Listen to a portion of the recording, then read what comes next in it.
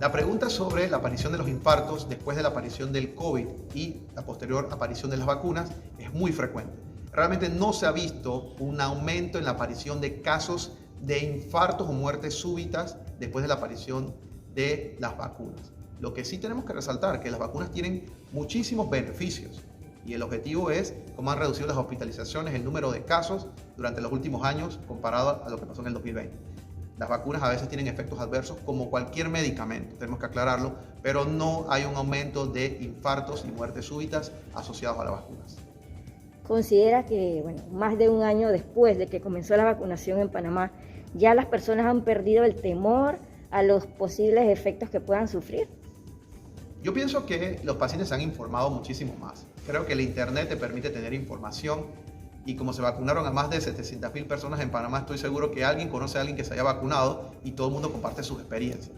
Entonces sí, todavía existe temor al COVID, también existe temor a los efectos y posibles efectos adversos de las vacunas, pero yo pienso que sobre todas las cosas tenemos que ser precavidos, evitar las aglomeraciones, si estamos resfriados o con síntomas respiratorios, quedarnos en casa, hacernos una prueba COVID, utilizar la mascarilla cuando sea adecuado. Creo que son las medidas básicas ahora y debimos haberlo hecho desde incluso antes de la aparición del COVID. Así que creo que esas medidas llegaron para quedarse. Mencionaba usted que las secuelas usted las puede dividir antes de la vacunación y después de la vacunación. Sí, esa es una pregunta muy válida. Las secuelas aparecían con muchísimo más fuerza después del COVID, cuando los pacientes no estaban vacunados.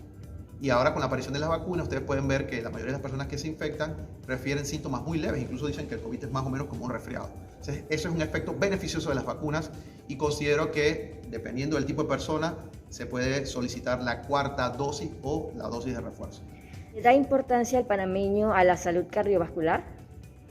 Bueno, esto es algo bien objetivo. Realmente va a depender. Si el paciente tiene acceso a los sistemas de salud, estoy seguro que los pacientes visitarían de forma más frecuente al médico.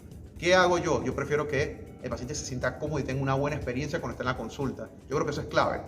Que yo le pueda explicar al paciente el conocimiento que ha adquirido en los últimos años y el paciente entienda que tener la presión baja, la frecuencia controlada, la frecuencia cardíaca, colesterol por debajo de límites normales, tener un peso normal y el colesterol dentro de límites normales, creo que es el objetivo de esta campaña.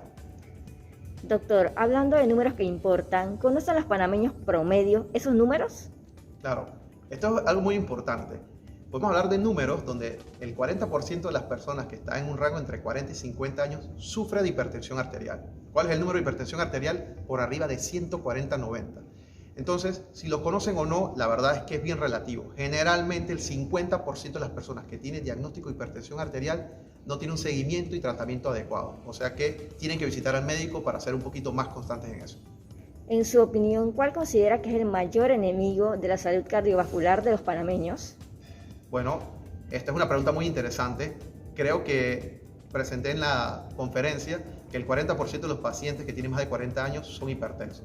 Se estima que más o menos entre el 5 a 8% de los panameños arriba de 40 años llegan a tener diabetes y casi el 20% de los pacientes que son panameños, en esta encuesta del Instituto Gorgas, el 20% tiene el colesterol alterado. Y la obesidad o sobrepeso, más del 60% de los panameños. Así que realmente si estamos en peligro, yo estoy seguro que sí. ¿Cómo lo evitamos? Haciendo campañas como esta y visitando al médico.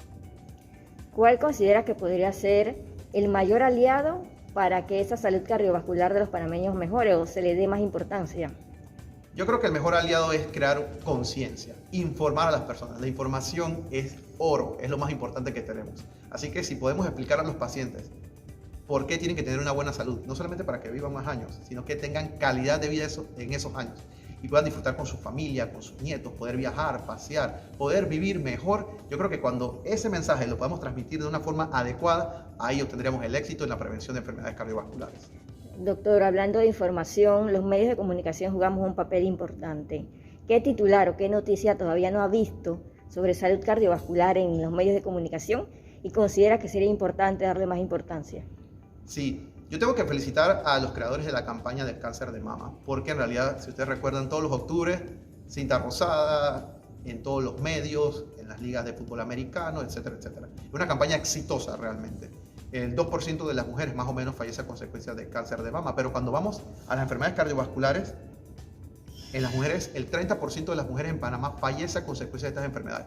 Así que pienso que también deberíamos crear una campaña muy similar. En otros países se hace el mes rojo, que a veces varía entre septiembre o febrero. Creo que Panamá también lo debe implementar, pero de una forma que todos colaboremos, incluyendo los medios de comunicación.